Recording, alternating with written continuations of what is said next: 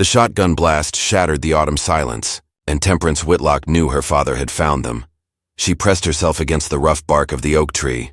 Her wedding dress, if one could call the hastily sewn muslin gown that, already torn at the hem from their flight through the woods. Beside her, Silas Drummond breathed hard, his jaw set in that stubborn line she'd come to recognize over these past 9 days. 9 nights. 9 dawns that had broken over a marriage she'd never wanted. "Come out, Drummond." Her father's voice carried through the Tennessee hills like thunder. "Stealing my daughter won't make this right. Stealing." The word cut through Temperance like winter wind. That's what everyone in Cripple Creek would call it, though the truth twisted in her belly like a serpent. Silas hadn't stolen her. Her father had given her, sold her like a mare at auction to settle a gambling debt. $170. That's what she'd been worth to Jonas Whitlock when the cards turned against him.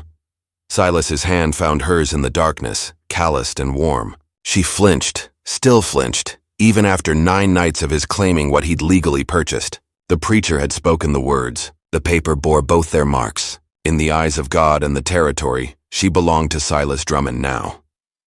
"I won't let him take you back," Silas whispered, his gray eyes fierce in the moonlight filtering through the leaves. "You're my wife, Temperance. Legal and proper. Legal, proper. Words that meant nothing when your own father traded you for his debts. When a man 32 years old took a girl of 18 to his bed without asking if she wanted to be there." Another gunshot split the night, closer this time. Temperance's heart hammered against her ribs. Her father was drunk. She could hear it in the slight slur of his shouts, and a drunk Jonas Whitlock was dangerous as a wounded bear. "We have to move," Silas said, pulling her deeper into the forest. They ran. Temperance's bare feet found purchase on the leaf-strewn ground, her body moving with an efficiency born of desperation. Behind them, her father crashed through the underbrush, cursing them both to eternal damnation.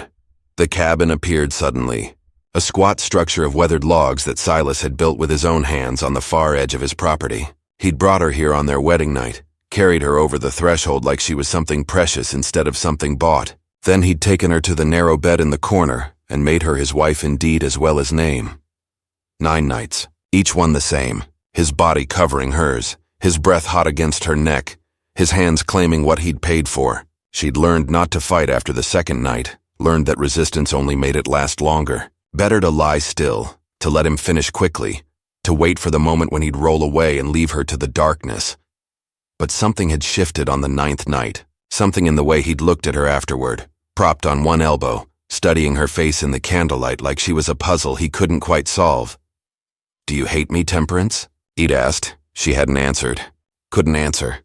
Because hate required certainty, and she felt nothing but confusion. The cabin door slammed behind them, and Silas threw the bolt home with shaking hands. Through the single window, Temperance could see torchlight flickering between the trees. Her father had brought others. She recognized the voices of the Kemp brothers and old Dutch Muller from the mill, men who'd drink with anyone who bought the first round. "He'll burn us out," she said, her voice hollow. "That's his way when he's liquored up and angry."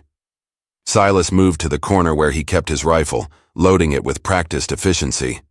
"I won't let harm come to you." The words should have comforted her.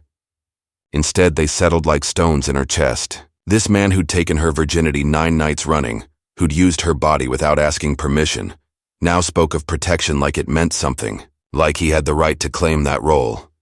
"You already did the harm," Temperance whispered. But if Silas heard, he gave no sign. "Drummond," her father's voice boomed from the clearing. "Send her out and we'll call this square. Keep her, and we'll drag you both to the magistrate come morning. I'll tell them you forced yourself on my daughter. They'll hang you for it." Temperance's laugh came out bitter. He'd do it too. Truth never mattered much to Papa when a lie served better. Silas glanced at her, something unreadable crossing his features. "Would you go back if I let you?" She opened her mouth to answer, then closed it. What waited for her in her father's house? More beatings when he drank? Being sold again to the next man who'd take her? At least here, with Silas, the abuse was predictable, regular. She knew what to expect each night when the sun went down. "Don't matter what I want," she finally said. "Never has." Something in Silas's expression crumbled. He set the rifle against the wall and crossed to her in 3 long strides. Before she could retreat, he took her hands in his. Gentle, so gentle it made her throat ache. "I know what your father did," he said quietly. I know he beat you when the whiskey got hold of him. I seen the scars on your back, Temperance. Every night I see them. Heat flooded her cheeks. She tried to pull away, but he held firm. I ain't a good man, Silas continued, his voice rough. I'm hard and I'm rough-edged and I don't know pretty words. But I'm not him. I won't be him. You take what you want same as he does, Temperance shot back, anger finally breaking through the numbness. Every night you take what you want and I got no say in it. His face went white. You're my wife. I never wanted to be. The words burst from her like a dam breaking. You paid for me like I was livestock. You think that makes it right? You think legal paper means I chose this? Outside, her father's voice had grown louder, more insistent. The other men were arguing about whether to force the door or wait until morning. But inside the cabin, silence stretched between Temperance and Silas like an unbridgeable canyon. Then Silas did something that shocked her to her core. He released her hands and stepped back, his shoulders bowing under some invisible weight. You're right, he said simply. God help me, you're right. The confession hung in the air between them, more shocking than any gunshot. Temperance stared at Silas, searching his face for the lie, for the trick. Men didn't admit fault. They justified. They explained. They blamed the woman for tempting them, for being there, for existing. But Silas just stood there, his gray eyes full of something that looked painfully like shame. I told myself it was different, he said quietly, not meeting her gaze.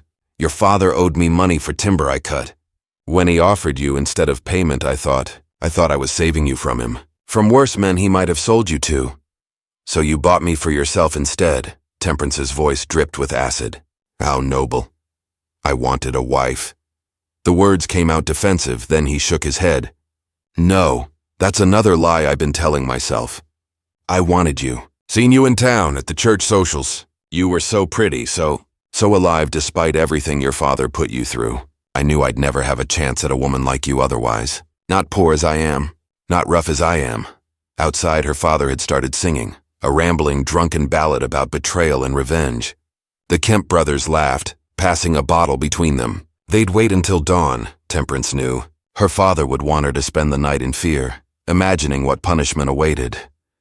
So you took your chance when he offered it, Temperance said flatly. Paid $170 for a wife who'd have no choice but to submit. Silas flinched like she'd struck him. Every night I told myself it would get better. That maybe in time you'd want. He couldn't finish, just shook his head. I'm a fool. Worse than a fool. You're a man, Temperance said, and all the bitterness of 18 years poured into those 3 words. Same as all the rest. No. Silas's voice turned hard. Not same as your father. I never raised a hand to you in anger. Never struck you. Never. You think that makes the rest of it acceptable? Temperance felt something breaking open inside her, years of swallowed words finally finding their way out. You think because you don't beat me, I should be grateful when you force yourself between my legs each night? The rawness of her words made Silas stagger back as if she'd physically pushed him. His face went through a dozen expressions. Shock, shame, denial, and finally, devastatingly, acceptance. No more, he said, his voice barely above a whisper. I swear it, Temperance. No more unless you want it, which you won't, which you never will. And I got no right to expect otherwise. She should have felt triumph, victory. Instead, she felt hollow, like something essential had been carved out of her and left nothing but empty space behind. A crash against the door made them both jump. Her father had gotten tired of waiting. Last chance, Drummond, Jonas bellowed. Give her up or we're coming in. Silas picked up his rifle, but his hand shook. What do you want me to do, Temperance? I'll let you go if that's what you want. I'll face whatever they do to me. What did she want? The question felt absurd. Want implied choice, and she'd had none of that since her mother died 6 years ago. Then her stomach rolled, sudden and violent. She barely made it to the wash basin before retching, her body heaving with force enough to bring tears to her eyes. When she finished, Silas was beside her, offering a dampened cloth with trembling hands. Are you ill? Temperance wiped her mouth, her mind racing. She'd been queasy for 3 mornings now. Her monthly courses, usually regular as clockwork, hadn't come, and there was a tenderness in her breast that hadn't been there before. 9 nights, 9 times Silas had spilled his seed inside her. Oh God, she whispered, her hand moving instinctively to her flat stomach. Oh God, no. Silas's face went from confusion to comprehension in the space of a heartbeat. The rifle clattered from his hands, forgotten. He couldn't seem to finish the sentence, just stared at where her hand pressed against her belly. I think so. Temperance's voice sounded strange to her own ears. Distant, disembodied. A baby, growing inside her right now. Part her, part this man who'd bought her like property. It's too soon to be certain, but another crash against the door, harder this time. The bolt rattled in its housing. We're coming in, Drummond. One of the Kemp brothers shouted. Count of 10. But Temperance barely heard them. Her entire world had narrowed to the impossible reality taking root in her womb. A child, her child. Conceived not in love but in transaction, in those 9 nights of submission and silent tears. She waited for the horror to overwhelm her. Waited for the rejection, the desire to claw this unwanted thing from her body. Instead, something else bloomed, fierce and primal and completely unexpected. Mine, something whispered in her blood. Mine, not his, not father's, mine. Temperance. Silas's voice pulled her back. He'd moved closer, near enough to touch but careful not to. Tell me what you want. I'll do it, anything. I'll tell them to take you. I'll give you money to go somewhere else. Start over. One. Her father's voice carried clearly through the wooden door. What if I stay? The words surprised her as much as they obviously shocked Silas. His eyes widened. Why would you? 2. Not for you, Temperance said quickly, needing him to understand. For the baby. Because out there, she gestured toward the door, toward her father and his drunken companions. My child would be nothing but another bastard to be sold or beaten or used. In here, she struggled to form the thought. In here, at least it's legitimate, legal. 3. Silas looked like he'd been gut-punched. That's no reason to stay married. Living with a man you hate, I don't hate you. The realization struck Temperance as she spoke it. Hate required energy, passion, and she'd felt only numbness toward Silas. Until now. Until the fierce protectiveness flooding through her veins made everything sharp and clear. I don't know what I feel about you. But this baby is mine, and I'll do whatever I must to protect it. 4. Even stay with me. Silas said it like a death sentence. Even that. Something shifted in the air between them. Some fundamental change Temperance couldn't name. Silas studied her face, and she forced herself not to look away. Let him see her clearly. This girl he'd bought, this wife he'd made through force and law, this woman who now carried his child and would fight like a wildcat to protect it. 5. Then we face them together, Silas said finally. He bent down, picked up the rifle, and moved to the door. But Temperance, I meant what I said.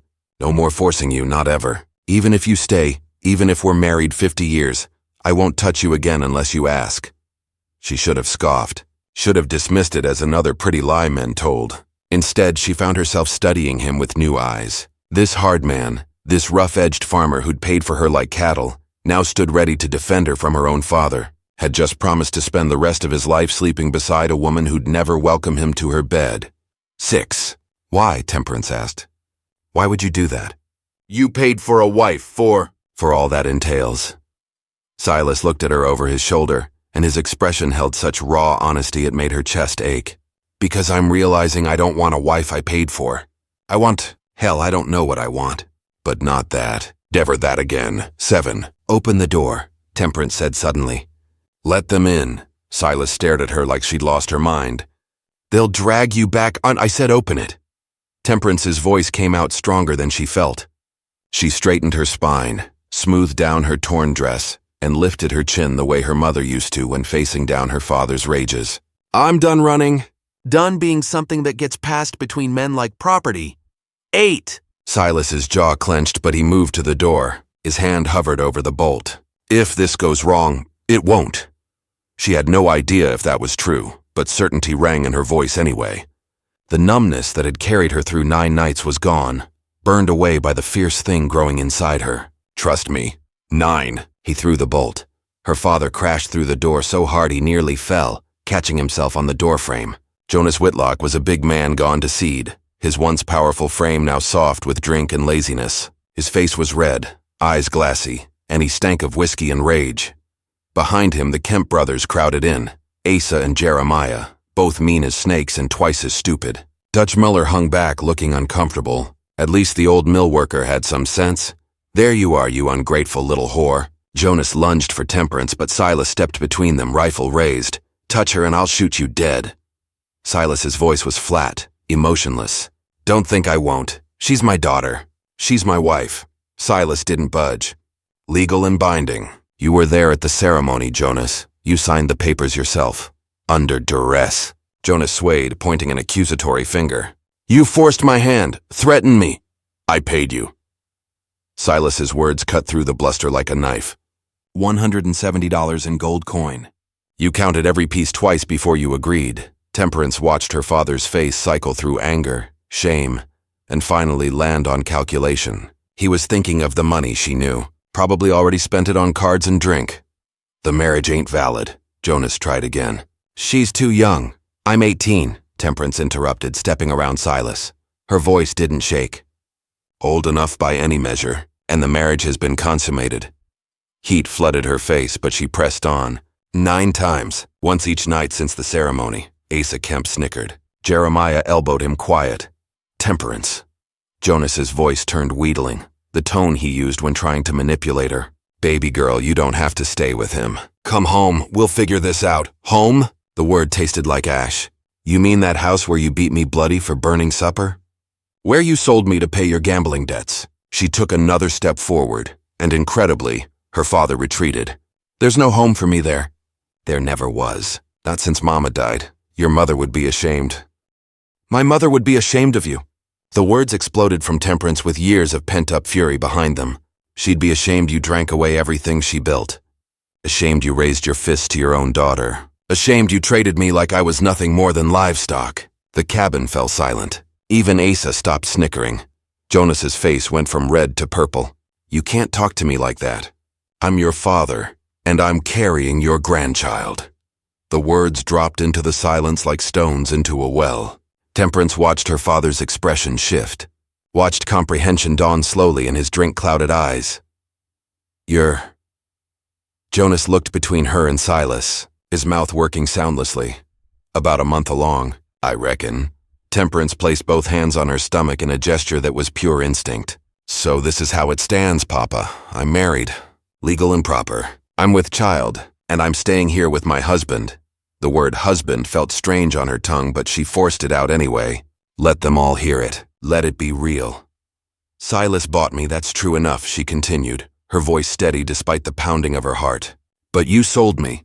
You're the one who put a price on his own daughter's head. So if anyone's the monster in this room, it's you. The words hung in the air like smoke from a gunshot. Temperance watched her father's face crumble, watched the bluster drain away, leaving only a pathetic, aging drunk who'd destroyed everything good in his life. For just a moment, she almost felt sorry for him. Then she remembered the scars on her back. Get out, Silas said quietly. His rifle was still raised, still steady. You got your answer. Temperance stays of her own free will. You got no claim here anymore. Like hell. Jeremiah Kemp started forward, but Dutch Mueller grabbed his arm. Let it go, boy. The old mill worker's voice carried the weight of experience. Ain't nothing here for us but trouble. Girl's married. Got a baby coming. Law's on their side, not ours. Listen to Dutch, Temperance said, surprised to find her voice still strong. Go home, Papa. Sleep off the whiskey. And don't come back here. Jonas opened his mouth, closed it, opened it again. He looked smaller somehow, diminished. For the first time in her life, Temperance realized her father was just a man. Weak, broken, and far less powerful than she'd believed. You'll regret this, he finally spat. Both of you! Mark my words. The only thing I regret, Temperance said clearly, is that I spent 18 years believing I deserved how you treated me. Her father flinched like she'd struck him. Good. Let him hurt. Let him feel even a fraction of what he'd put her through. The men filed out slowly, Jeremiah shooting dark looks over his shoulder, Asa muttering under his breath, Dutch Mueller with an approving nod toward Temperance that surprised her. Her father went last, pausing at the threshold to look back one final time. You're no daughter of mine, he said. No, Temperance agreed. I'm not. Not anymore. The door closed behind them. Silas threw the bolt, then stood there with his forehead pressed against the rough wood, shoulders shaking. It took Temperance a moment to realize he was crying, silent, wrenching sobs that seemed torn from somewhere deep inside. She should have felt triumphant, victorious. Instead, exhaustion swept through her so completely she could barely stand. She made it to the chair by the table before her legs gave out. They stayed that way for long minutes, Silas against the door, Temperance in the chair, the space between them feeling vast as an ocean. Outside, she could hear her father and his companions crashing through the woods, their voices growing fainter. Finally, Silas straightened. He wiped his face roughly with his sleeve and turned to face her. His eyes were red-rimmed, his expression raw. "I'm sorry," he said hoarsely. "God, Temperance, I'm so sorry. For all of it. For buying you, for everything I did to you. I can't take it back. I know that. But I swear I'll spend the rest of my life making it right." Temperance studied him, really looked at him for the first time since the wedding. Silas Drummond was 32, 14 years her senior. His face was weathered from work outdoors, his hands calloused and scarred. He wasn't handsome, not in the way of the young men who'd courted the prettier girls in Cripple Creek. But there was something solid about him, something that had stood between her and her father's rage without hesitation. "You can't make it right," she said finally. "What's done is done. But maybe," she struggled to find the words, "maybe we can make something new, something different. For the baby." Silas said it like a statement, not a question. Yes. But even as she agreed, Temperance wondered if that was entirely true. The fierce protectiveness she felt for the life inside her was undeniable, but underneath it, something else stirred. Curiosity maybe about this man who'd just promised to never touch her again, who'd wept after she stood up to her father, who looked at her now like she was something precious instead of something owned. "I'll sleep in the barn," Silas said abruptly. "Give you the bed. You need proper rest now with the baby coming and all." "It's October." Temperance frowned. "You'll freeze. I'll manage." He was already moving toward the door, putting distance between them. "There's blankets out there and Silas."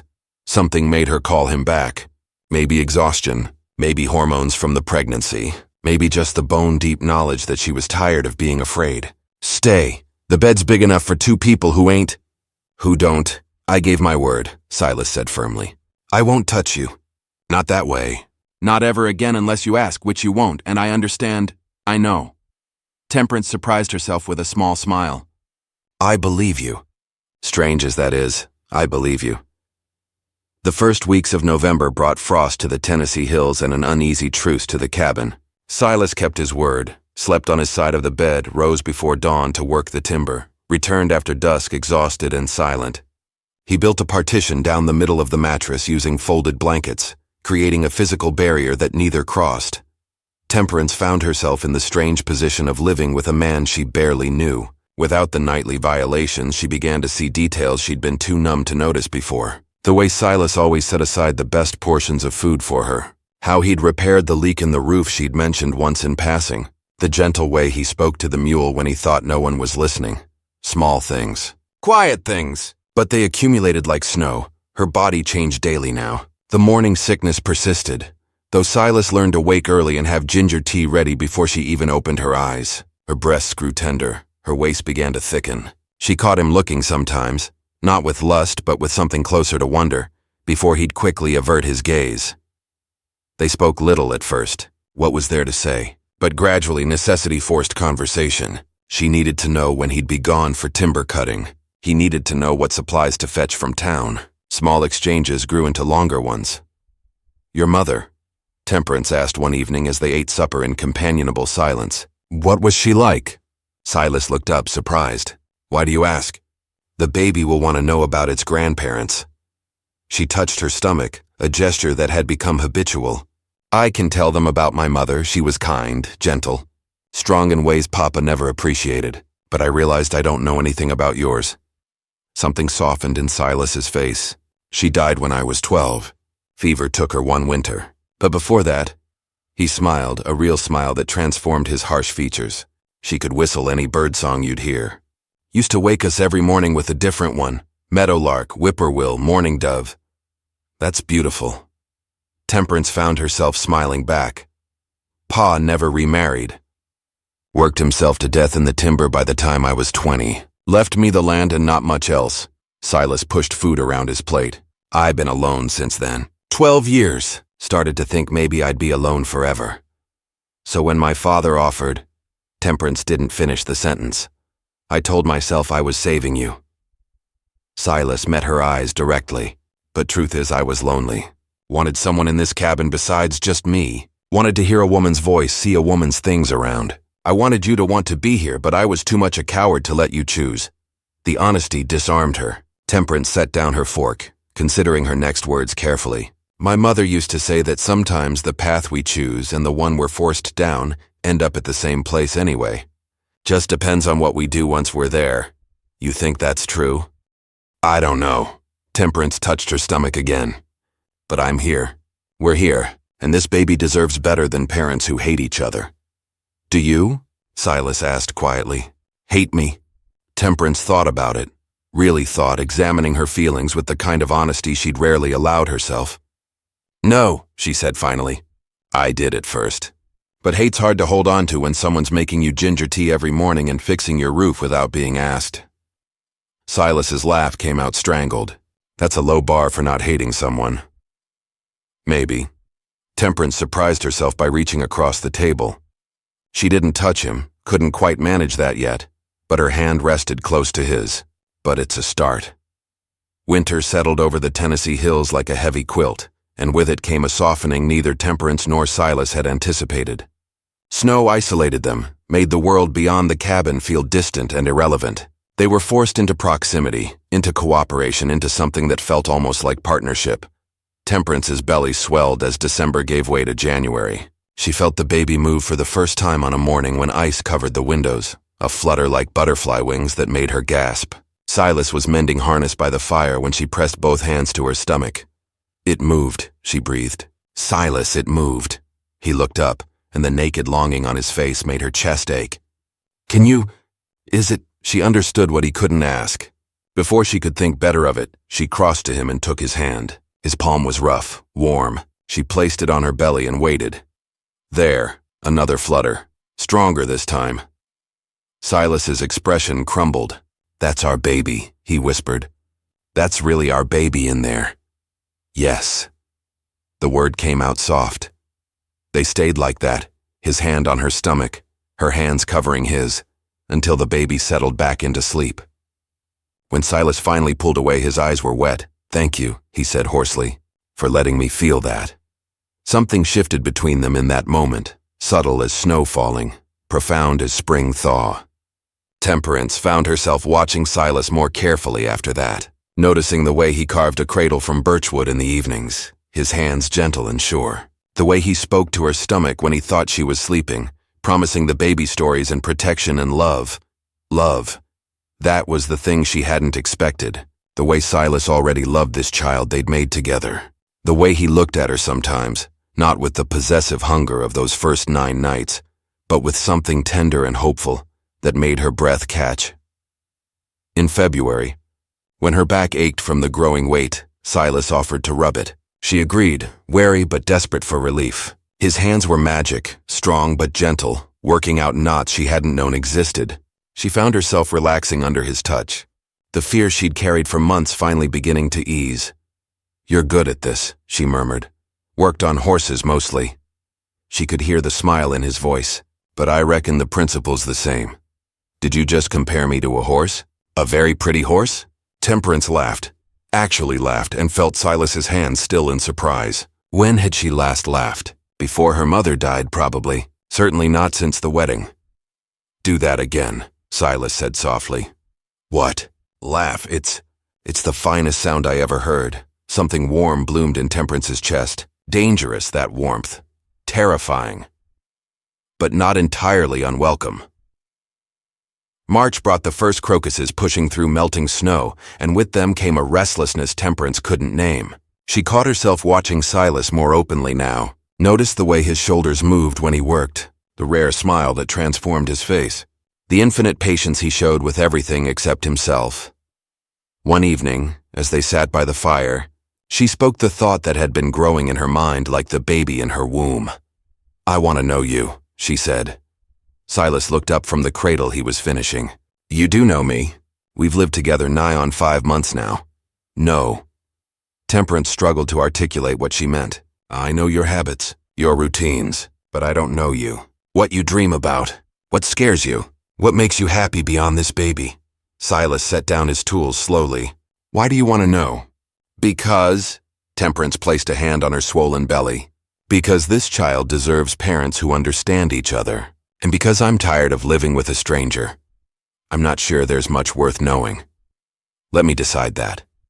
So he told her, haltingly at first, then with growing confidence, about his childhood before his mother died, when the world seemed full of possibility, about the loneliness that had eaten at him through 12 years of solitude, about seeing her in town and wanting, God help him, wanting not just her body but her laughter, her conversation, her presence. I knew it was wrong, Silas said, his voice rough with shame. Knew I was taking something that shouldn't be bought.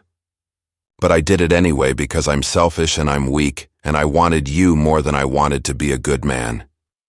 Temperance absorbed this, feeling the truth of it settle into her bones. And now? She asked softly. Do you still want me? Silas's laugh came out broken. Every damn day. But not like before. I want you to want me back. To choose me. And I know that's impossible after what I did, but I can't help hoping anyway. It's not impossible, Temperance heard herself say. Silas's head snapped up. What? I said it's not impossible. Her heart hammered against her ribs. I'm not saying I'm there yet. I'm not saying I forgive you for those first 9 nights. But I'm saying, maybe I could be. Someday. If you keep being the man you've been these past months instead of the man you were back then. April arrived with dogwood blooms and a baby that seemed determined to arrive early. Temperance woke before dawn with pain radiating across her back and knew immediately what it meant. Silas. She shook him gently. It's time. He was up instantly, panic bright in his eyes. But it's too soon, you said June. Baby has other ideas. Another contraction.